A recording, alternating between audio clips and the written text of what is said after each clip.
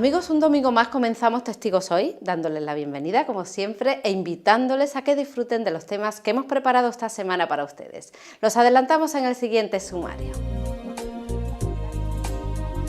Flaminia Giovanelli, subsecretaria del Consejo Pontificio de Justicia y Paz, nos habla de las reflexiones que este organismo de la Santa Sede hace sobre el mundo del trabajo.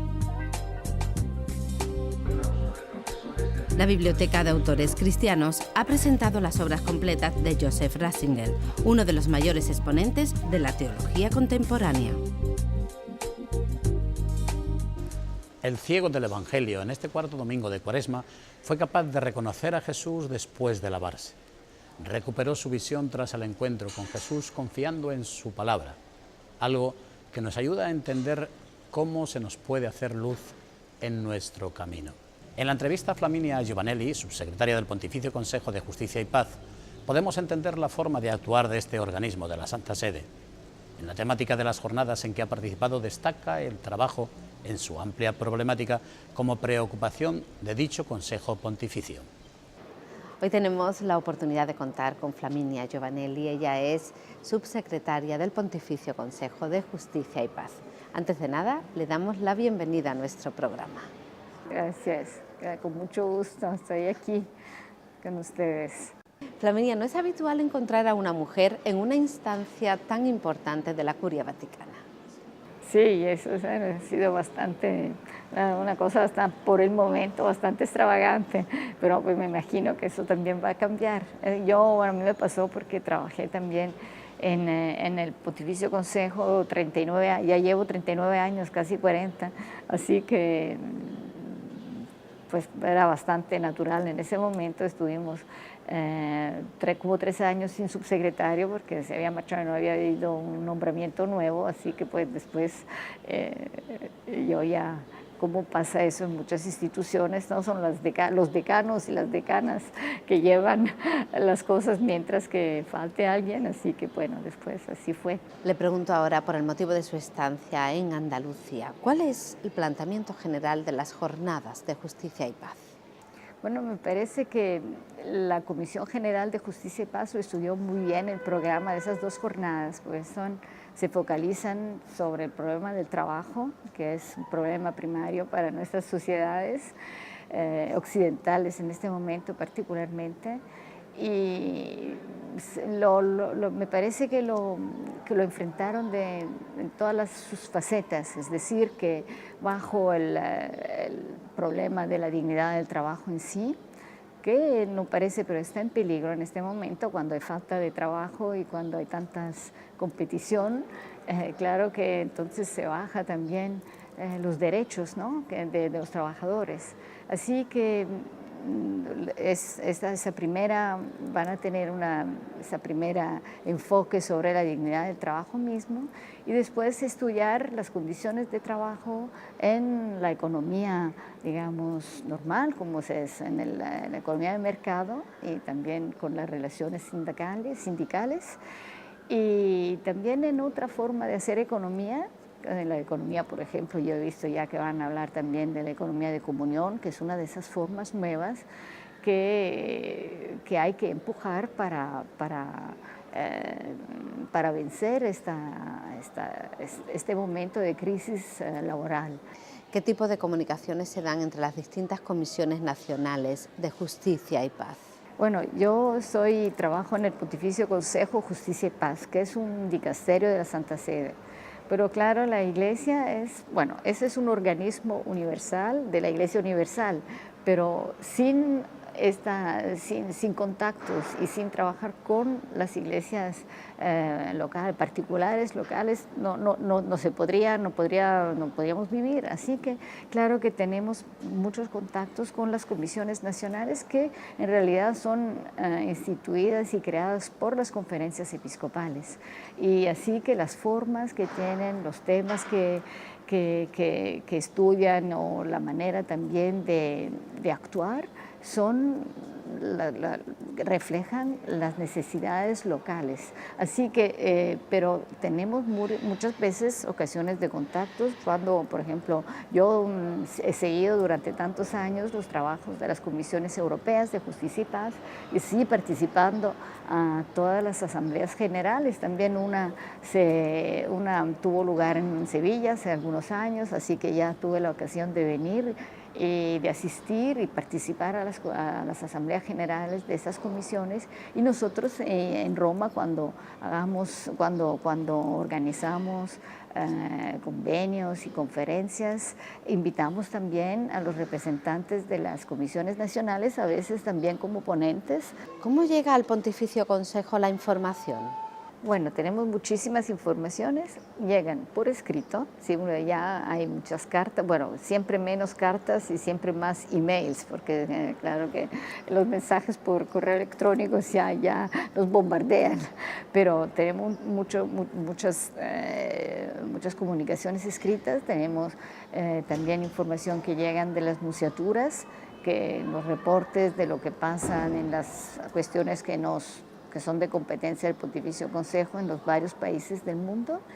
Y tenemos muchísimas visitas de los obispos que vienen en visitas límina, visitas de peregrinos, visitas también de representantes de organizaciones católicas y no católicas, cristianas, que se dedican a los mismos temas que son de competencia del dicasterio, que son muy amplios porque van de los derechos humanos a temas económicos, a temas del medio ambiente, cuestiones de agua, de energía, y así que, bueno, tenemos muchísimas informaciones. Usted ha trabajado con distintos cardenales, uno de ellos fue Bantuán, que está en proceso de beatificación. ¿Qué sintió al trabajar con alguien así? Bueno, eso pasa lo que pasa en todas cosas de la vida, es decir, que cuando uno lo vive no se da cuenta. Después, cuando uno lo vuelve a pensar, entonces ve que tantos signos de su santidad y de todo eso. Eso sí es.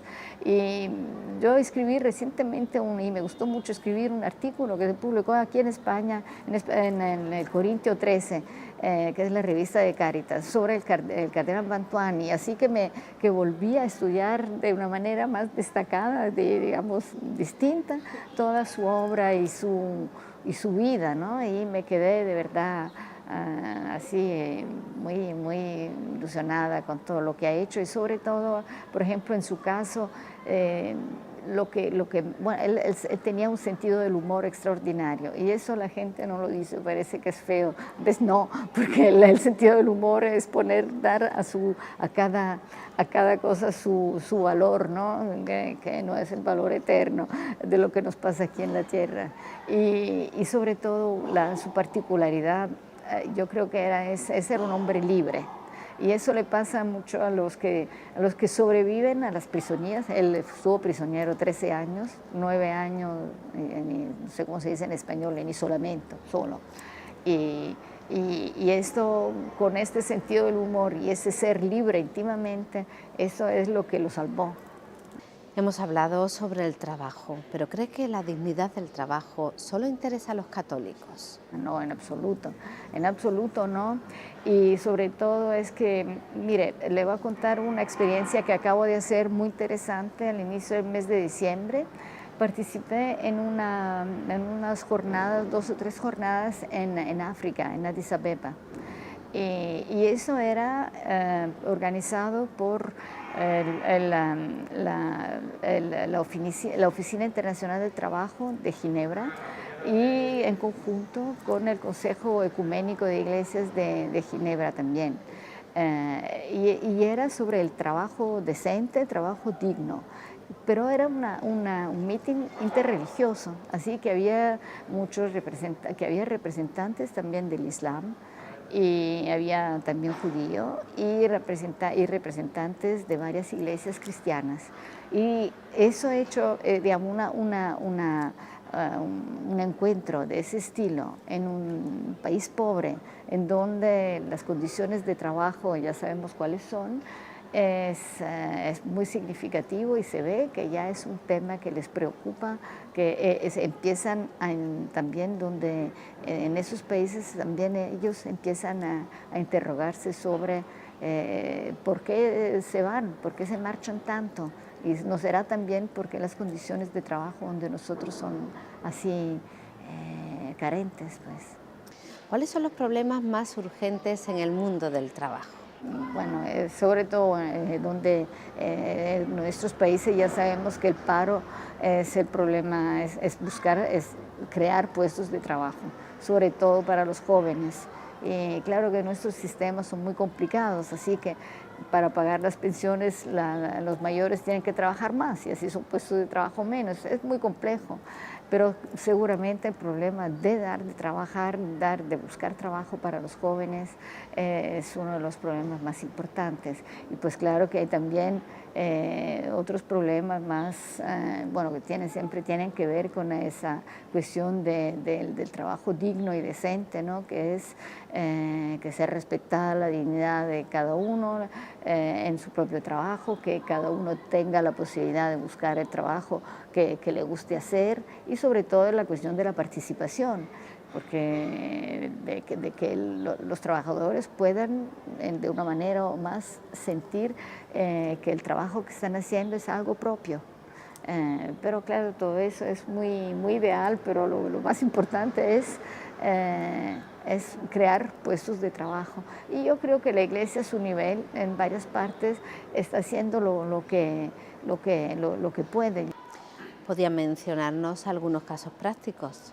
Bueno, soy italiana y vivo en Roma, así que, claro, conozco más lo que hace la Iglesia italiana. La Conferencia Episcopal Italiana tiene, por ejemplo, desde hace años un proyecto, se llama Proyecto Policoro, que eso es para la formación de jóvenes en el sur de Italia, donde el paro es altísimo, y sobre todo jóvenes, para enseñarles a hacer empresas. Agradecemos que nos haya acompañado en Testigos Hoy. Ojalá tengamos otra oportunidad pronto. Por la oportunidad, bueno.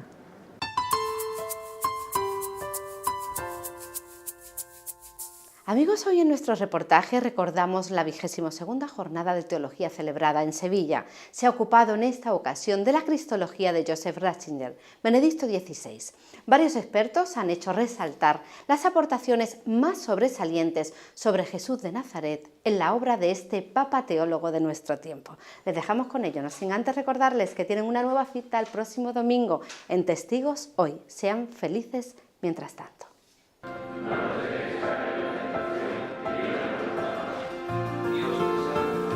El pasado 13 de marzo se celebraron las jornadas anuales de teología del Centro de Estudios Teológicos de Sevilla, un simposio que abrió el secretario de la Congregación para la Doctrina de la Fe, Luis Ladaria, y en el que se debatió en torno a la aportación del cardenal Joseph Ratzinger, posteriormente Papa Benedicto XVI, al ámbito de la teología.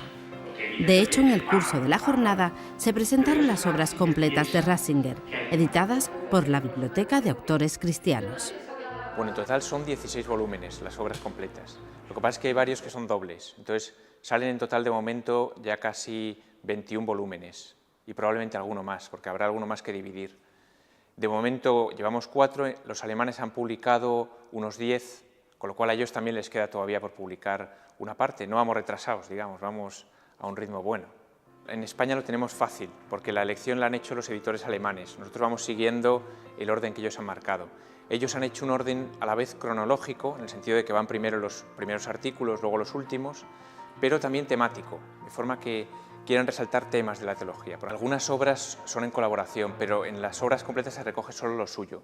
Quiero decir, hay obras que escribió con otro, pero aunque también se recogen algunas colaboraciones acerca de Joseph Ratzinger, pero bueno, breves, introducciones breves a sus artículos.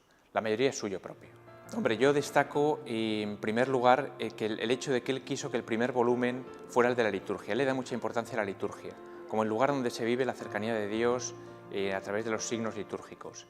Y creo que es un tema también apasionante para el hombre de hoy, que vive mucho de los símbolos, el agua, el pan, la palabra, ¿no? Él le da mucha importancia a la liturgia.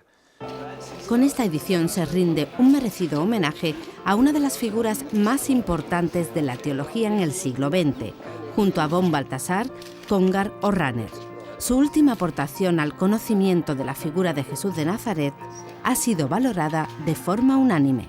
La obra de Ratzinger es una de las aportaciones más valiosas de la teología del siglo XX, del siglo XXI, especialmente después del Concilio. Muchas de sus obras son especializadas. Los libros sobre Jesús quieren ser alta divulgación. Yo les recomiendo que los lean prescindiendo de los prólogos, que son más técnicos. Insiste mucho, sobre todo yo creo que en 3 puntos: la figura de Cristo, de Jesús, la liturgia y la creación. Son como sus grandes temáticas, es decir, la figura de Jesús, un Jesús cercano, explicado en relación con el Padre, con el Espíritu, la figura de la liturgia como el lugar donde nos acercamos al misterio de Dios, y el tema de la creación, que es como el ambiente en el que se vive esa cercanía de Dios. Quiere pintar la figura de Jesús de Nazaret como, no como una figura ajena a la existencia humana, sino como Dios entre los hombres. Esto él tiene mucho interés en presentar un Jesús, por eso, que expresa el deseo humano de alcanzar a Dios, como que ese Jesús que plenamente hombre, plenamente Dios, no un Jesús alejado, ni un Jesús tampoco convertido en uno más, sino plenamente hombre, plenamente Dios.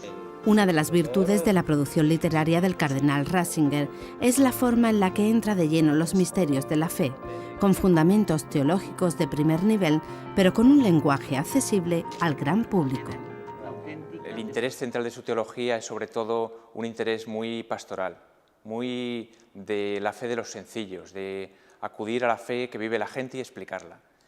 Tiene algunas otras cosas un poco más divulgativas. Por ejemplo, yo creo que son muy interesantes las discusiones, los diálogos que ha tenido con algunos grandes personajes, como por ejemplo con Habermas, los discursos que ha tenido a los parlamentos. Evidentemente es un nivel medio, digamos, medio alto. Yo creo que ese es el gran valor de la obra de Ratzinger, que puede leerla un teólogo y entender mucho, y un hombre de la calle con una cultura cristiana media y entender también algo, entender bastante, depende de la formación, ¿no? El contenido de la cristología de Joseph Ratzinger es la fe de la Iglesia. Entonces, a lo largo de su vida ha intentado demostrar que la Iglesia ha creído siempre lo mismo, aunque lo haya expresado de diversa manera. La cristología contemporánea parte de un estudio crítico de la Biblia. Y en ese estudio crítico de la Biblia se hace desde la ciencia. Bueno, y lo que Ratzinger ha aportado ha sido poner muy de relieve los límites de una mirada solo científica, porque solo una mirada de fe, una mirada creyente, que toma los evangelios como tal, puede captar a Jesús. Y yo creo que su gran aportación está en el método. Para las tareas pastorales esto significa una lectura de los evangelios donde nosotros tenemos la certeza, la seguridad de que Jesús nos habla en ellos. Yo creo que lo fundamental de la lectura de Ratzinger es que en todos los detalles del Nuevo Testamento percibe una luz que viene del hecho de que es Hijo de Dios y que por consiguiente es imposible entender ninguno de los momentos de la vida de Jesús ni de las palabras de Jesús sin darnos de cuenta que están dichas por un hombre que es a la vez Dios y hombre. Desde el pasado día 13, una placa recuerda al Papa Benedicto XVI en el acceso a la biblioteca del Centro de Estudios Teológicos de Sevilla. Nadie mejor que uno de los mayores teólogos de nuestro tiempo para un lugar reservado al estudio y el conocimiento. Me parece que es un reconocimiento a una figura muy importante en la teología y también luego, evidentemente, como el Papa, como pastor universal de la Iglesia. Entonces, pues creo que es una idea muy acertada.